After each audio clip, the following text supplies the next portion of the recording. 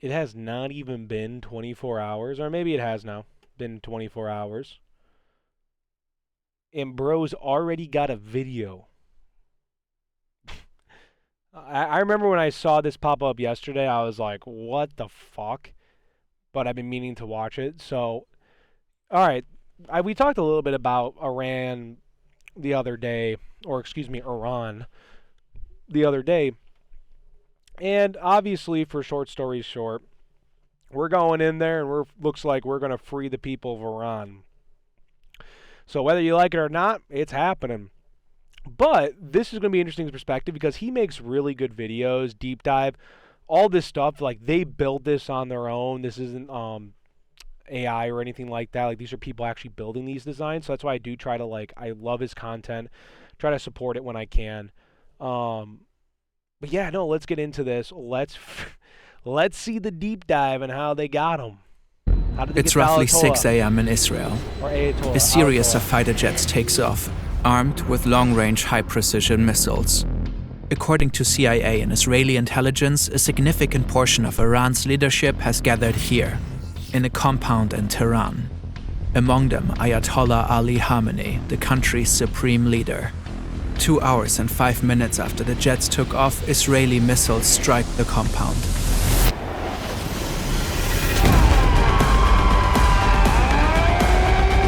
This is how the Israeli and US attacks on Iran unfolded, how the country's leader was killed, and what has happened since. شهد شعیب گوارای شهادت را نوشیدند و به ملکوت اعلی پیوستند. Apparently, bro was eating breakfast when we blew him up. That's what I heard.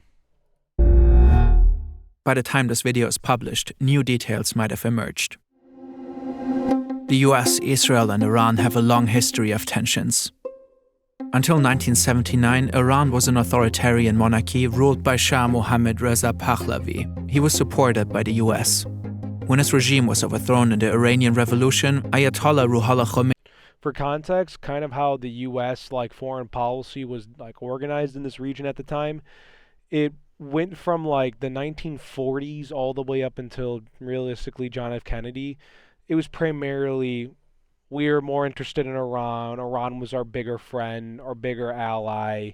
That was the person we cared about more. Israel, we still cared about Israel. We still provided aid to Israel, but it wasn't to the amount or extremes that it is today. There was more of balanced, but we did favor Iran more. That was true. But then when this happened, it's and really ever since Lyndon B. Johnson, it's the entire foreign or really Middle Eastern foreign policy was straight just back Israel. Khomeini took control of the country and founded the Islamic Republic.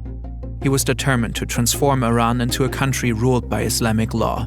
Khomeini abandoned the former Shah's pro-Western stance. The US and its close ally Israel were declared sworn enemies. They were really Western. Iran at the time, they were considered probably one of the most progressive countries in that region. And even as a society, they were already in the time of the 70s and the 60s, they were kind of in that hippie movement era too. They had that phase as well with them. So it is interesting to see kind of what Iran was like beforehand and then what happened now. The Shah still had his secret police and stuff like that. So I don't always say that the guy was great and everything would have been great, but there was definitely some things that were better. And at least you had more rights to an extent. Enemies, especially the opposition of Israel, became a strategic and ideological goal. Ruhollah Khomeini died in 1989 and was succeeded by Ali Khamenei, a cleric who quickly rose through the ranks and had become a key figure in the religious leadership of the country. Over time, Iran, Israel, and the US repeatedly engaged in conflicts. Sanctions were imposed onto Iran. Iran became a key financier of anti-Israeli militias in the region. In 2002, it was uncovered that Iran was enriching uranium at 2 secret locations. The enriched uranium could be used for nuclear reactors or nuclear weapons, a fear the US and its allies had had for a while already. Iran has repeatedly denied its alleged pursuit of nukes. The US and Israel ran many attempts to stop the nuclear program. Through cyber attacks, the assassination of key scientists, and especially in the US's case through diplomacy. In 2015, the Obama administration and the Iranian regime agreed to a nuclear deal. This is a good day. because once again we're seeing what's possible with strong American diplomacy.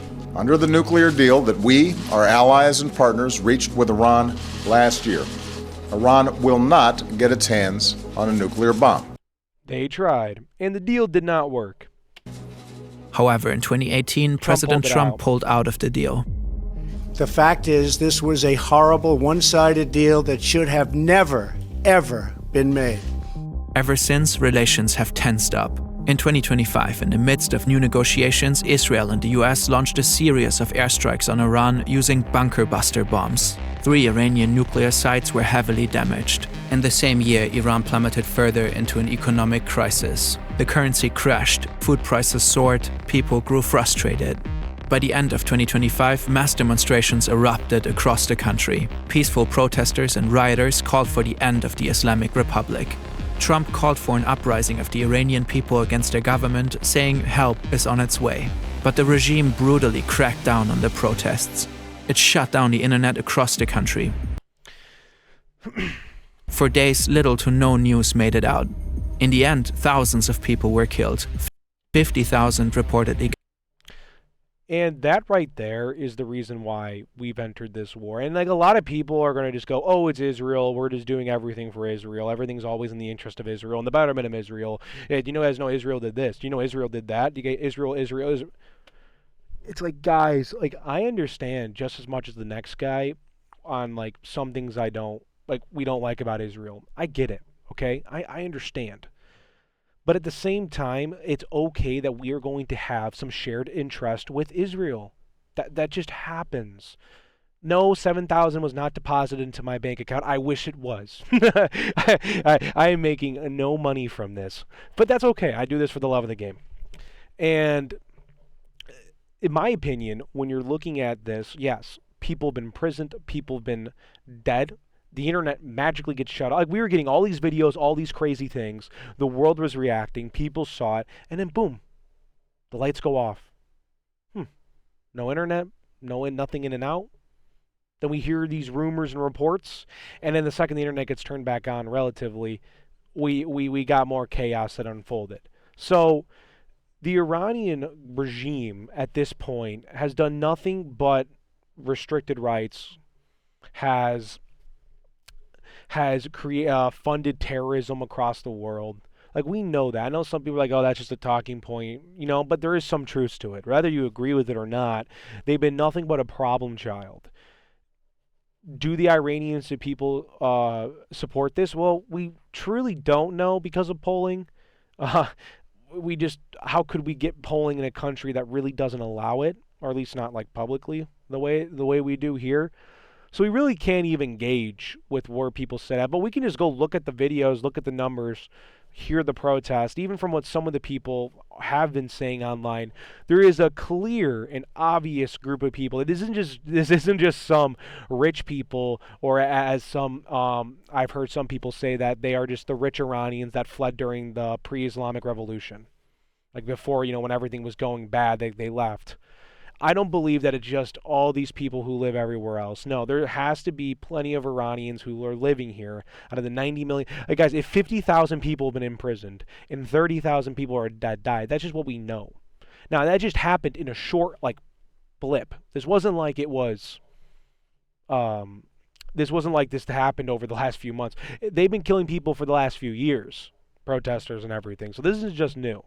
And if they've been causing problems for everyone else for the last 40 years, and we don't want them to get ICBMs, that's something that no one really talks about that much. The reason why for so long we were able to sit here and be over here and think everything's okay, because they didn't have the technical capabilities to get us. They couldn't respond even if they wanted to. But fine, they start going after nukes, and they've been saying that they have had the nukes for destruction for the last 20 years, right? But we know that they were getting damn close to it. And then we know that they want ICBMs, which is intercontinental missiles. So, you're able to reach farther targets. Now, if they get those, imagine the entire change of the foreign policy that we are going to now have to deal with Iran. Instead of them being just a threat from over the seas that really can't hurt us, now this is a government that's started funded and, done terrorism, like started funded whatever terrorism. So they've done that, and now we want to give them bigger bombs to potentially harm us. And they've said death to America how many fucking times? They've said death to the UK how many fucking times? Death to the Western civilization, right? Like, they hate everything about us. So that's where, in my opinion, places like Iran, that we just got to not let them have the weapons. Now, I do wish we held a dual standard. Like, okay, Iran, you can't have nuclear weapons. Israel, you must remove your nuclear weapons, right? Like, you both can't have all this crazy ass shit in this region. This region cannot have the most advanced technology because they would kill each other and the world. I wish we had more of a fair standard there, but fine. I understand why we don't, why we're just, Iran's the current problem child. Got arrested.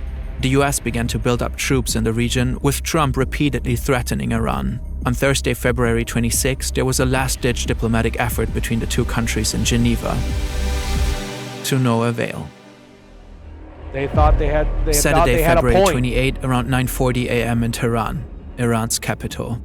This government compound is not far from Hur Square. It reportedly houses offices of the Iranian presidency, Iran's National Security Council, and the supreme leader. Since 2025, the US has apparently gained specific insights how Ayatollah Khamenei and the Islamic Revolutionary Guard Corps communicate and move while under pressure. Reportedly, the CIA has tracked Khamenei for months. They've mapped his whereabouts and studied his patterns. They're confident he's here today, and they learned of a meeting of top Iranian officials. I heard that they hacked into their phones. Like, they had someone on the inside tell them, and they also hacked into their phones. I guess they had a whole little phone system that was just connected amongst the people who were in control of watching his whereabouts. On site. The US and Israel originally intended to strike at night under the cover of darkness. But they reportedly moved their time of attack. This opportunity was too good to miss. Suddenly, Israeli missiles hit the buildings. During impact, several national security officials are in one of them. Supreme Leader Khamenei reportedly in another. Afterwards, satellite imagery shows heavy damage to the buildings. I saw this. Black smoke is rising. Geo-confirmed footage recorded here also shows massive amounts of smoke in the area of the compound. A picture taken here, too. Ali Hosseini Khamenei died in the attack. Also killed Suyid Abdorrahim Mousavi, Chief of Staff of Iran's Armed Forces. Ali Shamkhani, head of the National Defense Council. Mohammad Pakpour, Commander-in-Chief of the IRGC. Aziz Nazerzadeh, Defense Minister.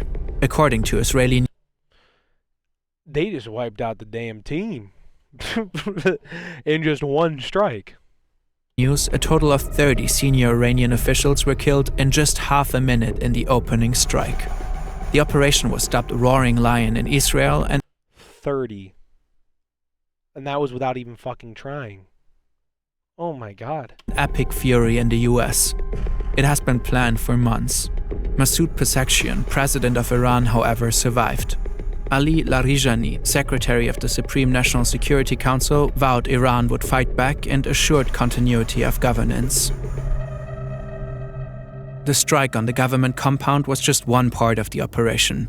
Oh, yeah. Afterwards, Israel reportedly take out Iran's air defenses, especially around Tehran. In a third wave, Israel deploys roughly 200 fighter jets, bringing much of its air force into Iran. The goal is reportedly to destroy as many Iranian missiles as possible, as fast as possible. The US reportedly joins in about 30 minutes after the attack on Iran's leadership. According to the New York Times, their attacks focus primarily on targets in eastern Iran, far away from Israel. They also attacked the Iranian fleet. Reportedly, US warships fire Tomahawk cruise missiles at Iranian targets. American ground forces use artillery rocket systems. Several military and command centers in Tehran are hit by Israeli airstrikes. Further explosions are reported in Iranian cities across the country. Trump releases a video officially announcing the military operation and urges the Iranian people to take over their government. When we are finished, take over your government. It will be yours to take. Netanyahu later does the same. נבטיח את נצח ישראל. Shortly after their announcement, an airstrike hits the Sarayeh Tayyibi Elementary Girls' School in Minab, Hormozgan province.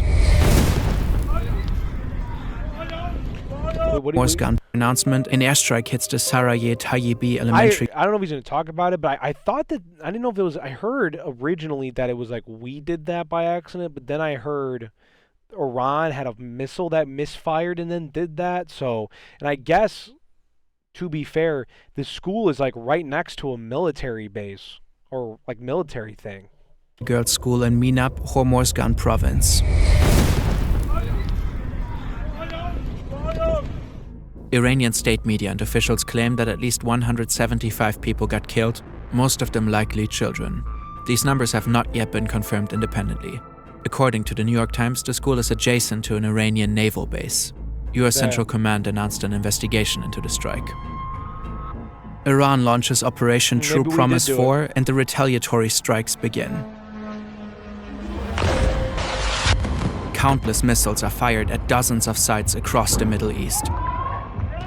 More than 200 missiles are launched at Israel alone. In solidarity with Iran, the Houthis in Yemen announced that they will resume attacking shipping lanes in the Red Sea.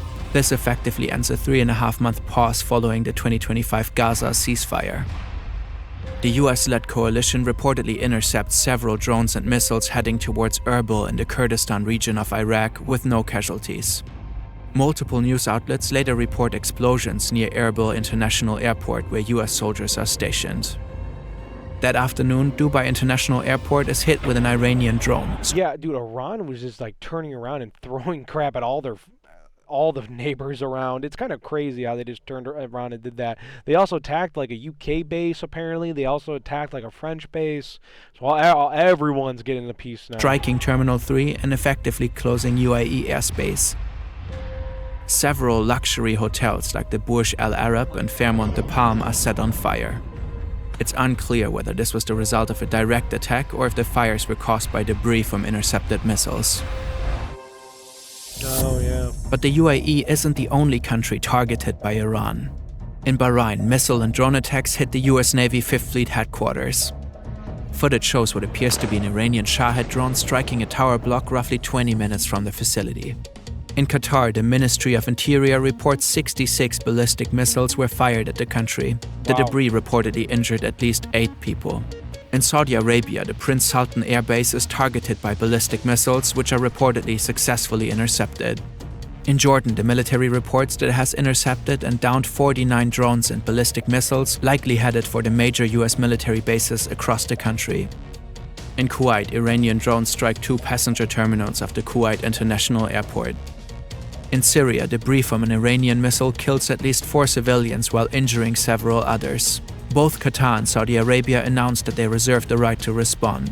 The Arab League condemns Iran's attacks. Following the blanket strikes by Iran, NATO senior command said its missile defense systems in Europe and its early warning radar in Turkey are on alert. Some experts warn that Iran may activate sleeper cells in Europe and North America. Well, and that is the issue with all the immigration, right? Because at the end of the day, we can't, because we haven't vetted people and we just let everybody and anybody into this country, yeah, we do have that subtle threat that there could be some people inside our own countries preparing to do some damage. We don't know. And it's not me saying we go out and rally people and do that. No. I mean, I'm sure the government's going to do whatever best they can to figure it out and find out if there is something like that. There are many more events and details we can't cover in this video, as attacks continue back and forth. So let's zoom out a bit. The US's involvement in the attacks is controversial. On Truth Social, Trump said this: Our objective is to defend the American people by eliminating imminent threats from the Iranian regime. Its menacing activities directly endanger the United States, our troops, our bases overseas, and our allies throughout the world. It's an argument for a war of necessity. An attack was looming across the sea, so the US had to strike preemptively. But it's unclear how Iran's activities directly endangered the United States. Iran was apparently years away from obtaining a nuclear weapon, according to the US's own intelligence. The country's ballistic missile arsenal is estimated to reach no more than 3,000 kilometers, a threat to neighboring countries, but not to the US. Iran might have been attacked because it was in a uniquely weak position, as a type of preventive measure. It wasn't like, I don't think in this very millisecond that Iran was going to be doing something. I don't think that's true. But what I do think is true is that, yeah, in the future, if Iran were to obtain like ICBMs or nuclear weapons, then yes, it no longer just becomes Iran as a regional threat. It becomes Iran as a world threat.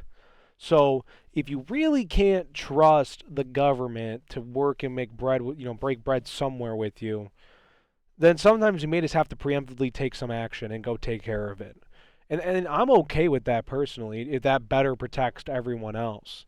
Like if the whole world gets better because Iran and this radical government, this regime government, get taken down, then great. The world will be a better place for it. Now, if it ends up not working out, like, as long as we don't go in there and like Libya or whatever, or Iraq or wherever those areas are, Afghanistan, another one we messed up on. If we can make it like Japan, then it'll be great. I mean, because you guys got to think, remember that. Like, there's an example. Like, we did it to Japan, and look at South Korea, right? Like, we took over, we tried, there was wars that were there, but now Japan and Korea are the two, arguably have two of the best economies, have created some of the biggest companies ever. So it's worked out in some areas. In these other areas, we haven't always done regime change too well. Might make this a war of choice, not one of necessity. These preventive wars are often condemned internationally, not only because they're optional, because if every nation went out to strike adversaries who they thought were temporarily weak, we would live in a world of constant war. Well, they don't do that, and they also can't really do that. Like, most of Europe's military is like non-existent. I mean, like France tries to act big and scary when they're, we just know that's not true. Like they have we all got debt to worry about, but because of how big their economy is, like compared to the United States, they got to worry about it. They got issues over there, and we do here too. But generally, when you have the biggest and best military, you do have the abilities to kind of do what the fuck you want, because like who's gonna tell you? So, I mean, like, I remember when Trump was talking about Spain today, because he said he's canceling trade with Spain. He doesn't want to even deal with them anymore because they don't respect us. And they didn't allow us to use some of their military bases to help move our troops over. And they were just, I guess, causing issues, and they haven't agreed to the 5% raise that Trump was talking about, too.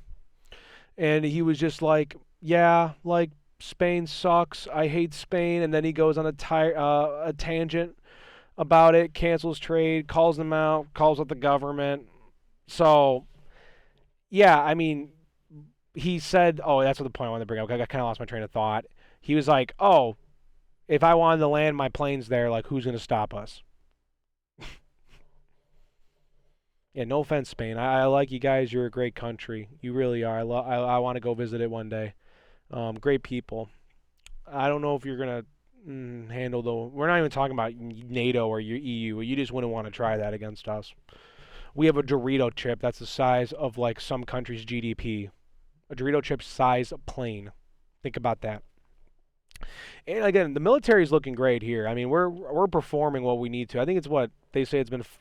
I don't know. I thought it was only been a handful of days, but I guess it's been 13 days of this. According to international law, a war of choice would be illegal. I don't really care. Who cares what everyone else says? We're doing what's going to best protect the world. And the funny thing is, if Iran turns out and this becomes successful, there's no way they couldn't praise Trump for this. Whether you guys like him or not. If this ends up being good, his name will be attached to this. There are also discussions whether the attack was in violation of the U.S. Constitution. It wasn't. Trump started the war without congressional approval. It's not a war. It's a conflict. Across the U.S. and parts of the world, protests erupted. Partly against the Iranian regime, partly against American involvement in the war. Oil prices have risen sharply. Yeah, experts warn of an impending global energy crisis because of the closure. Trump says U.S. military ships are protecting that. Yeah, I just tweeted about it earlier. Of the Strait of Hormuz. In Iran, people celebrate the death of Ayatollah Khamenei. Others are grieving. At this point, it remains unclear who will succeed him. For now, the regime formed a provisional government. It seems set on revenge and continues to strike Israeli and US bases. The exact number of deaths is hard to determine at this point. According to the US military, so far 3 American soldiers have been killed, with 5 seriously injured. According to Al Jazeera, 10 people have been killed in Israel, 3 in the UAE, 1 in Bahrain, 1 in Kuwait, 13 in Lebanon, and 2 in Iraq. The Iranian Red Crescent has reported that since the attacks, at least 555 people have been killed, with hundreds injured. According to the Times of Israel, these numbers do not differentiate between military and civilians. The situation is likely to escalate further in the upcoming days. Timely reporting like this is incredibly resource-intensive. It's only possible thanks to today's sponsor, Hansen Shaving. We're grateful they're supporting our work. Many men experience razor burn, ingrown hair. We went from bombing a country to talking about men's razing, or a men's shaver. Or skin irritation when shaving. Hansen approached the problem from an engineering perspective, researching what actually makes a shave more precise and skin-friendly. The result is a sleek, long-lasting aluminium razor designed for accuracy. The blade sits at a 30-degree angle and extends just 0.0013 It's like a 1960s refurbished one. inches past the shave plane, less than the thickness of a human hair. That precise blade support reduces flex, which can mean less irritation and a smoother, more controlled shave. We're genuinely big fans. To support the channel and get started, visit hensonshaving.com/ferntv and use code FernTV at checkout to get a free pack of 100 blades with the purchase of a razor. Yeah, no, that was a really interesting video. Let me see, apparently we're about to do something pretty crazy. Like I heard Trump talking the other day, and he was kind of mentioning that we have something bigger planned for, we're not done with our operations yet, which is going to be pretty interesting. This whole war, everything about it is interesting. I mean, I get why people don't like it. I get why people, they're anti-war, and I am too, to an extent. Like, no one wants to die. Like, you know what I mean? Like, no one wants to have troops go out in combat and die. These guys do signed up for it, and if this is going to prevent, hopefully, another war with Iran or help, stabilize the region, then yeah, I'm okay with Trump doing this. And he has every right to use the military. Like, if we're not declaring active war, like, this is just it's just a conflict. Like, if we were going, I'd expect Congress to declare war for, Russia. That makes more sense. But for fighting Iran, no, I got no issues with this one. And Russia and China ain't going to do shit with that. They already made that very clear. But yeah, great video. Definitely give this guy a follow if you haven't. You most likely know his channel over mine. I guess, yeah, and this, I guess I don't subscribe to him. My other one I did. This is my main channel. So yeah, subscribe to him if you guys haven't. If you like more of his content, I'm trying to keep up with what's going on in the Iran war. I guess I've covered anything with Iran the last few. I have a few videos on that. So if you guys want to see that, definitely go check out the channel. I think you guys will like some of what's going on there. So yeah, appreciate it. Thank you. Have a good one. Be safe. Like, comment, and subscribe. Support the channel. I want to know what you guys have to say. So thank you.